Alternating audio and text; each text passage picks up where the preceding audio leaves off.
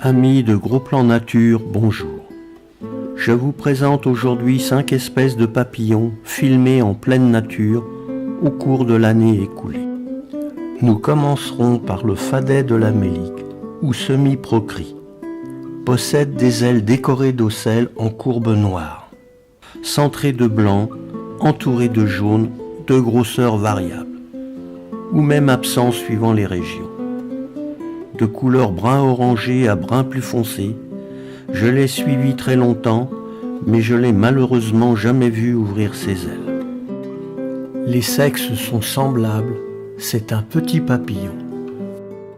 Il a été annoncé par les observations d'associations naturalistes que ce papillon avait disparu de plusieurs régions de France. Dans nos régions, il vole en une seule génération, de début juin à fin août.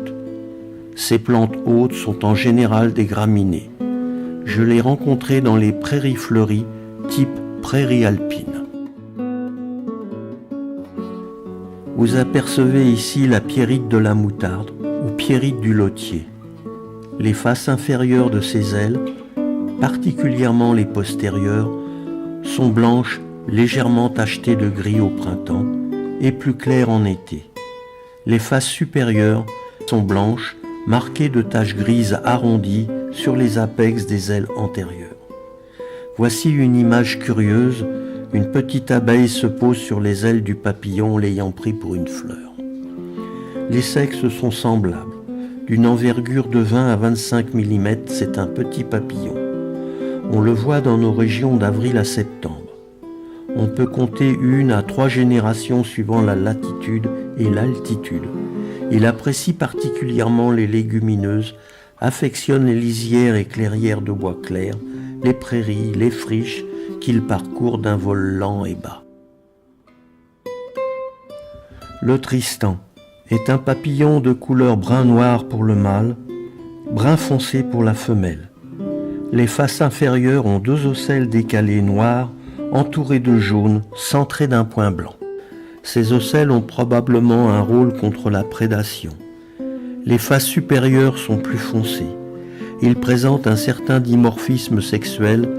Le mâle est plus foncé, parfois presque noir, les ocelles peu visibles.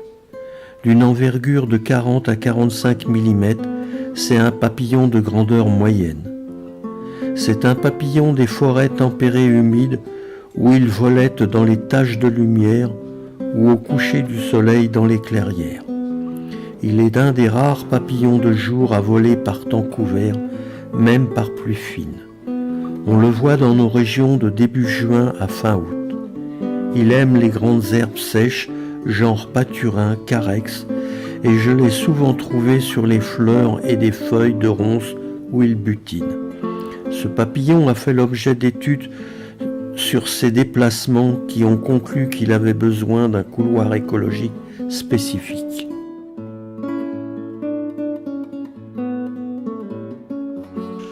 Voici maintenant le céphale ou arcani. Le dessus de ses ailes avant est brun clair et les ailes postérieures sont brun foncé. Le dessous de ses ailes est brun clair pour les antérieures, brun foncé pour les postérieures. Marqué en outre d'ocelles situées à l'avant d'une bande blanche, ces ocelles sont noires centrées d'un point blanc, cerclées de jaune et de noir. Les sexes sont relativement semblables, hormis la taille des ocelles. C'est un petit papillon ne dépassant pas les 40 mm. Dans nos régions, il vole en une génération, en juin et début juillet. Il aime les clairières de graminées, les terrains herbeux en lisière de bois.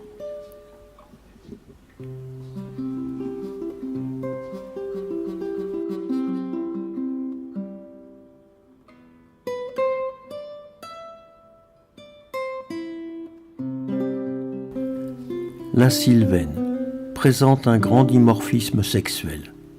Ici, nous apercevons le mâle, de couleur orange avec une strie noire sur ses ailes antérieures du dessus. Les ailes postérieures présentent un entourage brun foncé. Face inférieure, les ailes sont orange verdâtre avec des taches jaunes. La sylvaine a un vol très rapide. Lorsqu'elle se pose, les ailes ouvertes, les ailes antérieures sont rabattues de façon oblique, masquant les ailes postérieures. La femelle ne présente pas de stries noires. C'est un petit papillon dont la longueur de l'aile antérieure varie entre 14 et 17 mm. Dans nos régions, il vole habituellement en une seule génération annuelle, de juin à août. Il se rencontre dans des milieux assez divers, prés, lieux incultes riches en graminées, lisières forestières, clairières, haies et bords de route. Lors de nos promenades dans la nature, nous pouvons admirer à certaines époques de l'année le vol merveilleux de papillons aux ailes parées de couleurs chatoyantes. Nous nous interrogeons rarement sur l'origine du vol si libre et apparemment si insouciant de ces papillons. Et nous n'apercevons pas forcément la différence qu'il y a entre être guidé de l'extérieur ou être guidé de l'intérieur. Les insectes, contrairement à l'homme, sont guidés de l'extérieur, ce qui signifie que ce sont les lois de la nature qui vont les inspirer, les guider. Saison, température, lieu, végétation, couleur, odeur et bien d'autres éléments plus subtils encore. En fait, tout ce qui les entoure leur indique la conduite à suivre pour se reproduire et survivre là où ils se trouvent. Pour les papillons qui hivernent, c'est cet instinct qui les pousse à entrer dans les granges, les garages ou les greniers de nos maisons, lorsqu'ils peuvent y pénétrer pour se protéger de certains prédateurs et des intempéries pendant une partie de l'hiver. Ces images ont été tournées dans le parc de la Haute-Vallée de Chevreuse et dans le département de la Nièvre. Composition musicale Marie-Christine Cervanti, hommage à l'épisode 11.